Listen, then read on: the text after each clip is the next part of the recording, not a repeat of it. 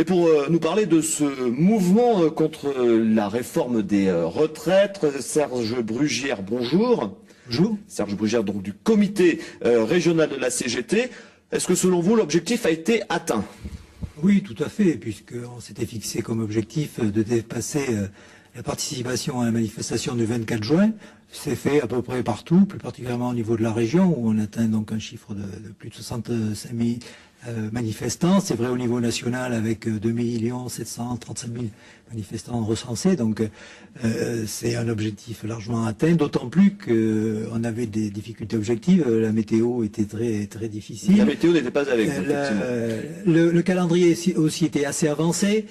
Donc compte tenu de ces deux éléments, on peut considérer que le potentiel de mobilisation est encore supérieur à ce qu'on a réalisé. Donc ça donne de l'espoir. En tout cas, ça a permis de gagner la conviction qu'on peut gagner sur ce dossier des retraites. Vous avez écouté ce matin le président de la République, Nicolas Sarkozy. Est-ce que vous avez le sentiment d'avoir été entendu? Bon, je crois qu'on reste pour l'essentiel sur une stratégie de communication, à savoir le fameux point d'équilibre qui est évoqué régulièrement et auquel on ne pourrait pas déroger.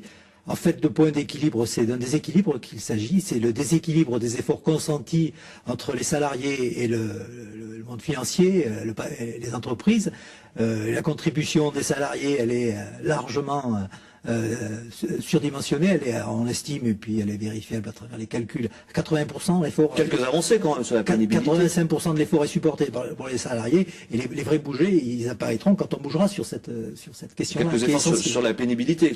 Oui, mais d'abord, ça ne répond pas à ce qui est porté par l'ensemble des organisations syndicales. Les organisations syndicales veulent un dispositif collectif qui permette de reconnaître la pénibilité par rapport à une exposition à des conditions de travail pénibles. Là, ce qui nous est proposé, c'est d'abaisser le seuil.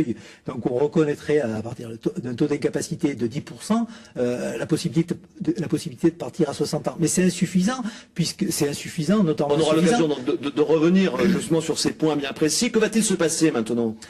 Il y a une intersyndicale cet après-midi au niveau national, donc elle va déterminer, donc à partir d'un diagnostic assez précis de ce qui s'est passé hier, les suites à donner. Donc on s'inscrira bien évidemment dans ce qui sera proposé au niveau national, mais avec. Il faut s'attendre à un autre mouvement à la mi-septembre, c'est annoncé. Ça me semble évident, avec la perspective et la volonté d'élargir, puisque ça a été manifesté dans plusieurs sondages. Il y a un soutien massif au mouvement social tel qu'il est engagé. Actuellement, on l'a compris effectivement, Serge Brugière. Et on a des marges de progression, donc pour les prochaines échéances revendicatives être encore plus nombreuses. Merci Serge Brugière du comité régional de la CGT.